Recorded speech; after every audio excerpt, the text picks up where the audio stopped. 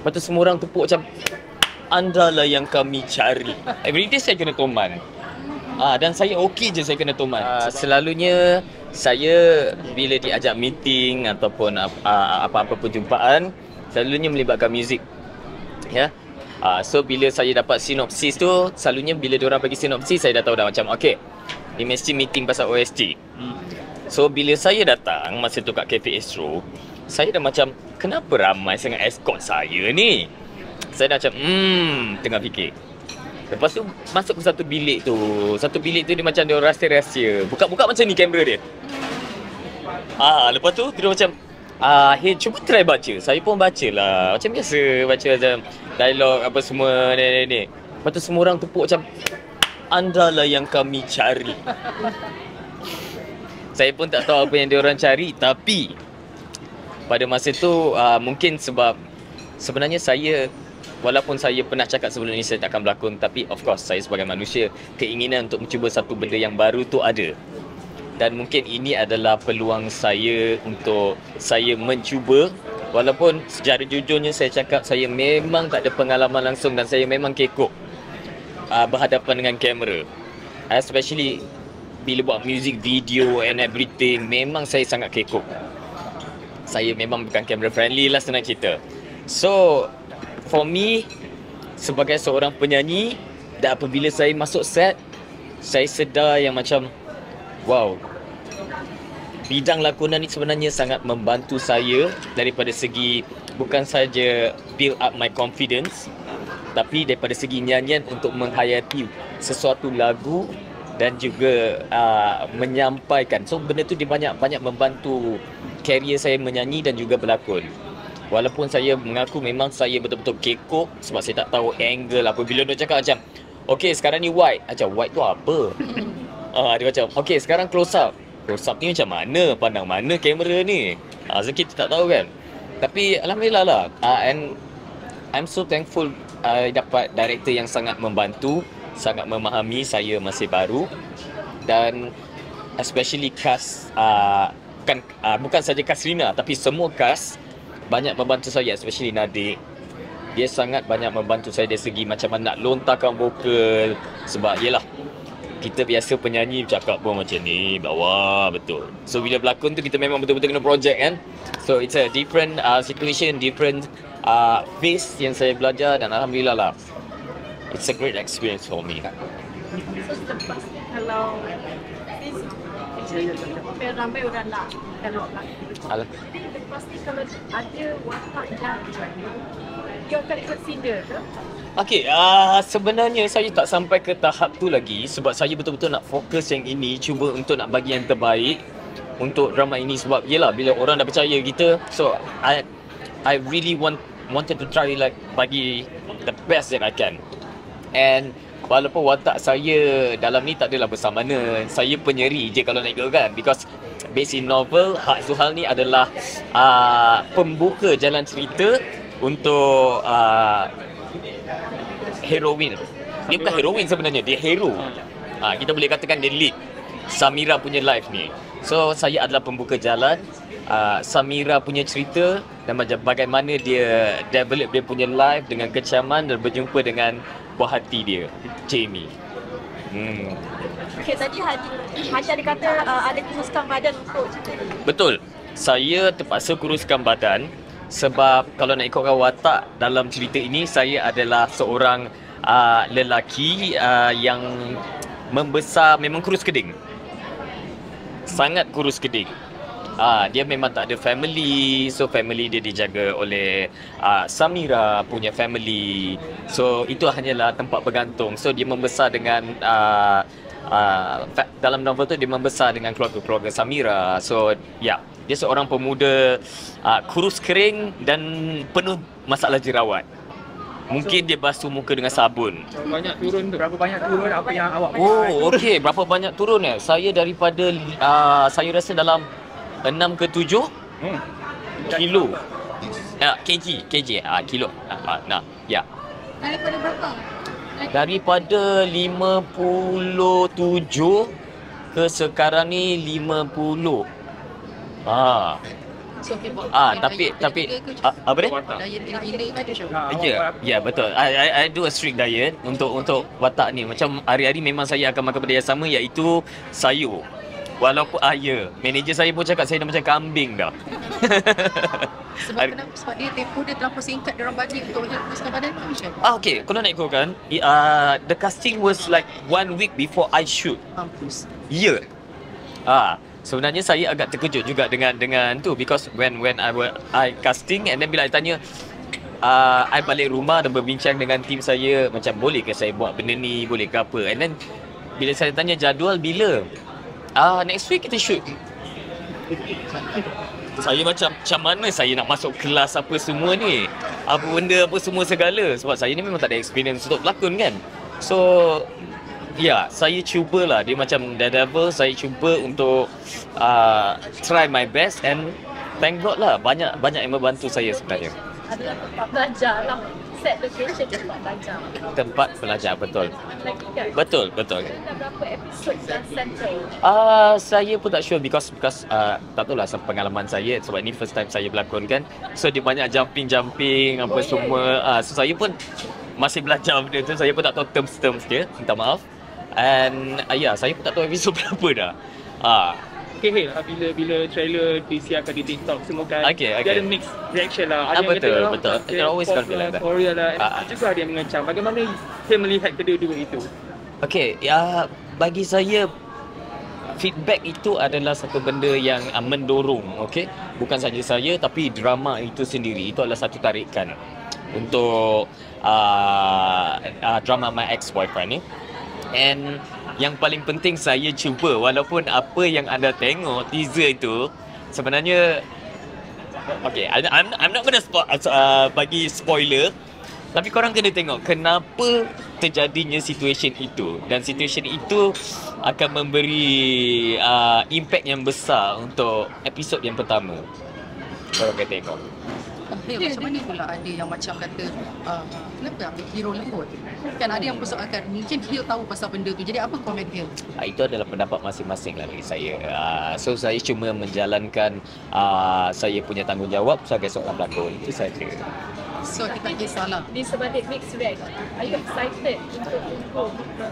Okay, honestly, yes, I'm excited because this is my first time, of course. Bila saya first time, saya excited untuk dan saya tengoklah sedikit beberapa review, and it was amazing daripada segi jalan penceritaan. Bukan amazing lakonan saya memang jangan letak harapan besar saya baru, minta maaf. Tapi bila saya tengok trailer apa semua, saya rasa macam this is quite new for our industry. And the editing and everything, saya sebenarnya tak sabar nak tunggu. Ya, dengan tak ada pengalaman ni, jadi lihat kepuasan tu macam mana selepas masuk ke set. Kepuasan dia, kalau nak ikut kepuasan dia, memang saya tak puas. Every take tu kalau boleh, kalau saya lah kan, saya nak ulang 40 kali. Betul.